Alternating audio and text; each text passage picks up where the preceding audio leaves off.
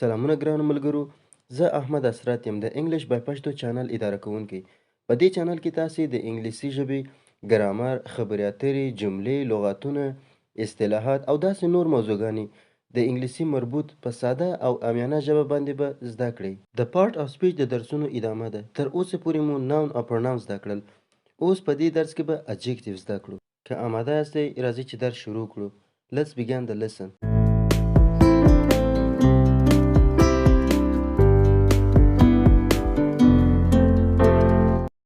لومړی راځو د صفت تعریف کوو. د صفت تعریف داسې دی: Adjective is a word which describes or tells us something about the noun or pronoun. صفت عبارت د هغه لغات څخه دی کوم چې موږ ته اسم یا ضمیر تشریح کوي او یا هم د اسم یا ضمیر په باره کې څه معلومات راکوي. ښه نو دا سو د صفت تعریف. اوس زه یو څه تشریح ورکوم چې د صفت مفهوم درته ساده او اسانه سي. ګورئ، صفت یا adjective هغه ښه الفاظ ته وایي چې موږ د یو چا په باره کې وایو. مثلا یونس ډیر عاجز هلک دی، یعنی یونس ډیر ښه هلک دی، یا یونس ډیر لمونځګزار هلک دی، یونس ډیر صادق یا رښتونی هلک دی. چې دا خپله ښه ویل د یونس په باره کې، لکه نمازګزار یا لمونځګزاره یا عاجز یا رښتونی، صادق، دا ټول صفتونه سو.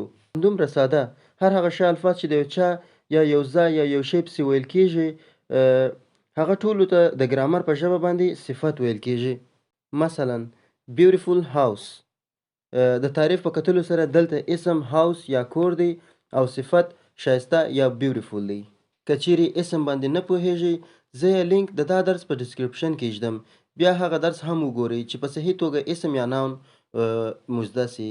بل مثال red color یا سور رنګ، دلته اسم color یا رنګ دی او red یا سور صفت دی، ځکه چې د اسم یا رنګ په باره کې توضیحات ورکړي دي. ښه راځو دا مثال ته. person یعنی کس یا شخص چې دا خپله اسم دی، خو که چیرې یو څوک راسي د شخص سره یا person سره یو بل لغات ور اضافه کړي، مثلا cruel ظالم ته وایي، cruel person ظالم شخص. cruel خپله صفت دی ځکه د اسم په باره کې یو څه نور توضیحات ورکړي دي. همیشه مو په یاد وي چې صفت د اسم شاته راځي. مثلا اول صفت بیا اسم لیکل کیږي، لکه په دا مثال کې hungry man وږی سړی، چې اول صفت راغلی دی دوهم اسم راغلی. دا څو د صفت اسانه پیژندل په یو جمله کې. اوس یو بل موضوع ته باید اشاره وکړم، هغه دا دی چې د ګرامر په ژبه باندې د یو چا ښه ویل خو صفت دی، مګر بد ویل بیا هم صفت دی. یعنی که چیرې د یو چا یا د یو شی پسې بد ووایو هغه هم صفت دی. لکه لوړ مثال cruel person ظالم شخص، چې ظالم خپل یو صفت دی ځکه د اسم شاته راغلی او اسم یې تشریح کړی دی.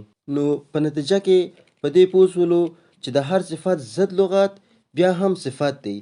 مثلا good ښه ته وایي، د هغه ضد یا برعکس یې د بد کیږي، بد هم صفت دی. nice ښایسته دی، خپل یو صفت دی، د هغه ضد د ښایستوالي ضد بدرنګوالی دی، ugly خپله هم صفت دی. مثلا happy خوشحاله، د خوشحالي ضد sad خوابدی دی، sad هم صفت دی. مثلا white سپین، دا یو صفت دی، د هغه ضد black تور هم صفت دی. مثلا strong قوي صفت دی، د هغه ضد weak کمزوري هم صفت دی. cruel مثلا ظالم، د هغه ضد مهربان kind هم صفت دی.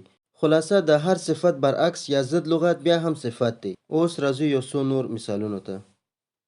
مثلا he is worried، دی خواشنی دی یا دی پریشان دی. دلته ستاسې په نظر کوم لغات صفت دی؟ ګورئ دلته صفت worry یا پریشان لغات دی.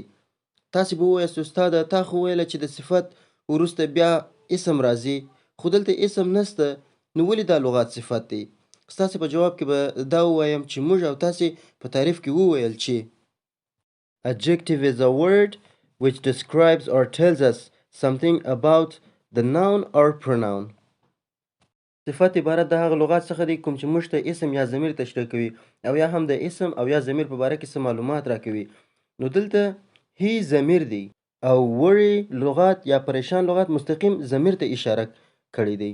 نو په دې سبب دی که څه هم د صفت یا worry لغات وروسته اسم نه دی راغلی، نو دلته ضمیر ته اشاره کړی دی. هی دی پریشان دی، نو دلته صفت ضمیر راته تشریح کړی دی، نو خپله worry دلته صفت.